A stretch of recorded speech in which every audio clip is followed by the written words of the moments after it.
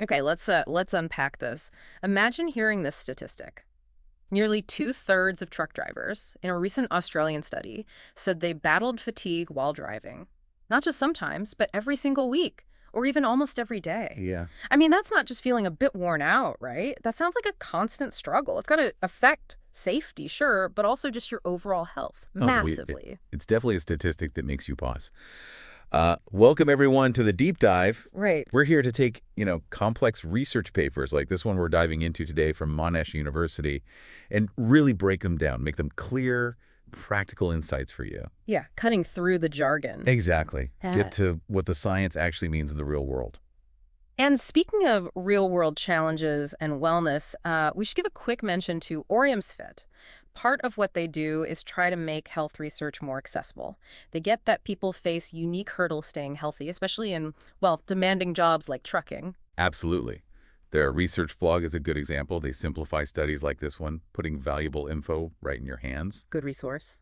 So, yeah, our deep dive today, we're really zeroing in on this specific paper about fatigued driving among Australian truck drivers. We want to use the data to explore some of those maybe less talked about downsides of life on the road. The goal being, so you can be better informed, better prepared for your health, your safety down the line. Precisely. And okay, some factors might seem obvious. You're probably thinking long hours, right? Sure. But the study actually found some links to high fatigue risk that honestly might surprise you a little. Definitely. But first, let's just set the scene a bit. Trucking is vital. We all know that. Moves most of the freight in Australia. Absolutely essential. But the job itself, it has built-in challenges, doesn't it? Yeah. Long distances, shift work, often really irregular schedules. It's tough. For sure.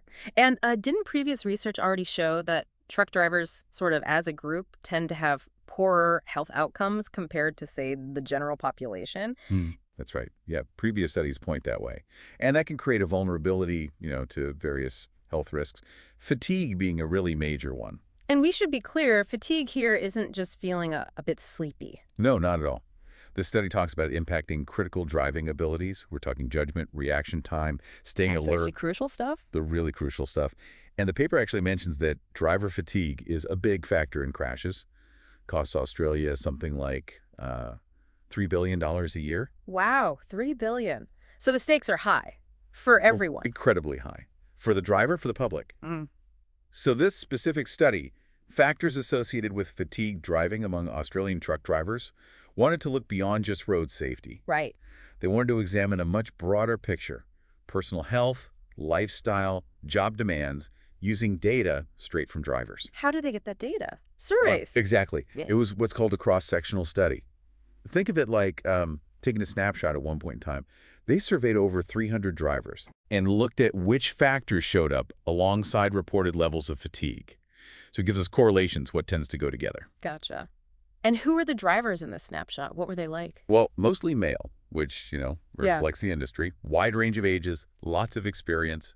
Many had been driving for over 20 years. Okay, seasoned drivers. Definitely. And what was pretty striking from their self-reported health info, over half were classified as obese based on BMI body mass index being over 29. Over half. Yeah. And BMI is just that standard measure weight relative to height. Mhm. And also about 35%, so more than a third, rated their general health as only poor to fair. So quite a few were already dealing with some underlying health stuff. It seems that way, yeah. Which kind of brings us back to this first point, doesn't it? Yeah. Given those challenges, how common was this high-risk fatigue in their data? And the number was, what was it again? 62%. Yeah. 62% reported experiencing it weekly or even more often, like daily or almost daily. Wow. So well over half. That's huge. It really shows how widespread this is. It really does. It's clearly a pervasive issue. The study also asked what they did about it, while driving. To fight the fatigue. Yeah. Most common things were caffeine, energy drinks, Yeah. then other food and drinks. Makes sense. Probably what most of us would reach for. Did they notice anything else there? They mentioned younger drivers seem slightly more likely to use stimulants. Interesting. Okay, let's get to the core findings then. The factors that were most strongly linked to this high-risk fatigue, what really stood out? Well, one you probably guessed, working hours. The link was very clear. Okay, how clear? Drivers working between 40 and 60 hours a week had nearly 3 times the odds of being in that high-risk fatigue group compared to drivers working less than 40 hours. Nearly 3 times the risk. Just from working 40-plus hours. Wow. And I bet plenty work even more than 60. Oh, absolutely. The paper notes many work over 60 hours, which is way beyond standard recommendations. And it's not just about fatigue now. Right, it adds up. Exactly.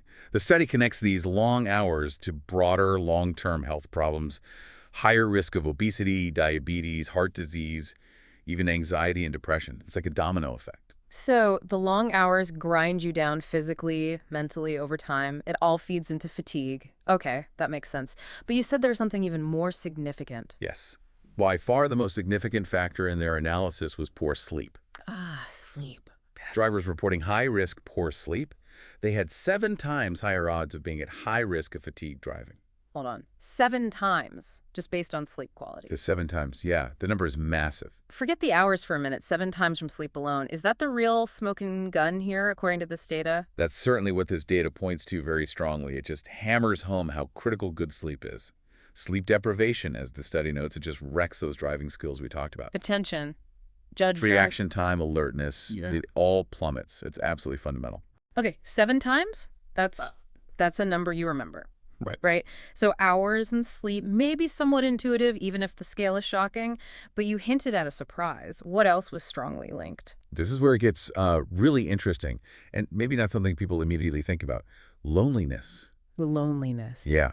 Drivers who reported feeling lonely had double the odds of being in the high-risk fatigue group. Double the odds from feeling lonely. That Yeah. feels, wow. That feels powerful and kind of unexpected. Yeah. How did they explain that connection? Why would feeling isolated make you more likely to be dangerously fatigued? It's a great question. And the study connects it directly to the job itself. Truck driving, often it's a solitary life compared to other jobs, right? Yeah. You're on the road, away from family, friends for long stretches. That can lead to social isolation. And other research, which the study mentions, shows that isolation isn't just, a feeling. It impacts physical and mental health. Yeah. It's linked to higher rates of depression, anxiety. And those things can absolutely drain your energy, contribute massively to feeling fatigued. Ah, okay. That makes a lot of sense. If your mental health is taking a hit from being isolated, it's going to show up physically as fatigue. Exactly.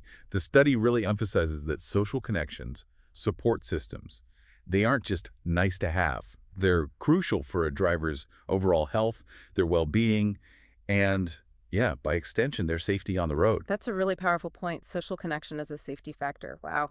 Did they mention any other factors, maybe less impactful than sleep or loneliness, but still significant? They did.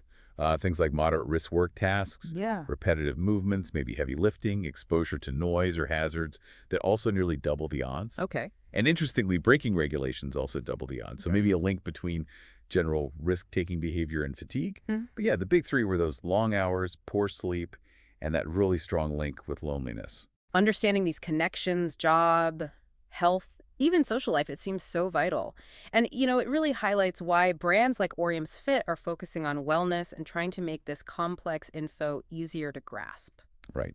Orium's Fit is an Australian-owned brand really focused on high-quality wellness products. And didn't you mention they got some recognition recently? Yeah, they did. They were actually awarded Best Product of the Year for both 2024 and 2025 by productreview.com.au. Oh, wow. Product review. That's a big deal in Australia. People really trust their ratings. It is. It says a lot about their commitment to quality. And they've built up quite a community, tens of thousands of users globally, great reviews too, like a 5-star average on Google. It shows they're serious about the user experience in this whole wellness area. Nice. Okay, so bring it back to the study. What do all these findings mean for the industry, for you listening? Well, the researchers are pretty clear. They say fatigue isn't just on the individual driver to solve. It needs system-level changes too. Meaning things like looking at work schedules, Yeah. trying to make them more manageable. Exactly. Reviewing schedules, also providing better support for drivers' physical and mental health, and actively trying to build a stronger sense of community, of belonging within the industry. Combat that isolation factor. And what about regulations? Did they mention those? They did. They suggested regulatory bodies should look again at driving and rest time rules, and critically, making sure there are enough quality, safe places for drivers to actually stop, rest, and get that crucial sleep, like improving truck stops. Yeah, having a decent place to sleep makes a huge difference. These are definitely bigger picture systemic things. They are. but they directly influence whether an individual driver can manage their fatigue effectively. And let's circle back to loneliness for a second, because that finding felt really significant. Is there something more immediate you can do about that based on the study? Well, the implication is pretty direct. Just encouraging drivers, encouraging you to stay in touch, family, friends, other drivers. It's vital not just for feeling better, but potentially for safety too, by fighting fatigue. So simple things. Simple things. The study suggests planning calls or texts during breaks, connecting with other drivers, maybe online forums or trucking groups, getting involved locally if possible. It just reinforces that social support isn't fluff, it's part of your health and safety toolkit. Right. Okay, so let's try and sum up this deep dive. The big takeaways from this Australian research seem pretty clear. Yeah, consistently long hours, definitely poor sleep, that was the biggest one, and also, importantly, feelings of loneliness. They all significantly bump up the risk of fatigued driving. And hearing this isn't meant to be a downer. It's really about knowledge being power. Right. Exactly. By understanding these specific risks, backed by data, you are better equipped. You can think more proactively about how to prepare, how to protect your future health and safety in what's, let's face it, a really demanding but essential job. And the fact that the study pinpoints these factors, it actually offers some hope. It shows specific areas where changes, personal changes, system changes could really make a difference. Absolutely. And if you want to dig deeper yourself, see the original data, we really recommend checking out the Orium's Fit research blog. Right. They've got a summary of this study there. They do. Okay. And crucially, a link straight to the original research paper we've been talking about. It's a great way to get reliable, science-backed info made simple. You can fact-check us, explore it yourself. Good stuff. And while you're there, you can click over to the main Orium's Fit website too. That's oriums.fit. Yeah, learn more about their whole approach to wellness. Check out their products. They've got those award-winning EMS devices, massage guns, eye massagers, things designed to support your personal wellness journey. You've been listening to The Deep Dive. We're on Spotify, other podcast platforms. If you found this useful, maybe follow the show. Leave a review. Yeah, share it with others you think might benefit from having complex research broken down like this. Let's build this community of, curious learners. And one final thought to leave you with, kind of building on that powerful finding about loneliness. Given how much social connection seems to matter for fighting fatigue, for safety, how could, just dedicating a few minutes each day to reaching out to family, friends, maybe another driver, how could that simple act contribute not just to your own well-being, but potentially to everyone's safety on the road, something to mull over?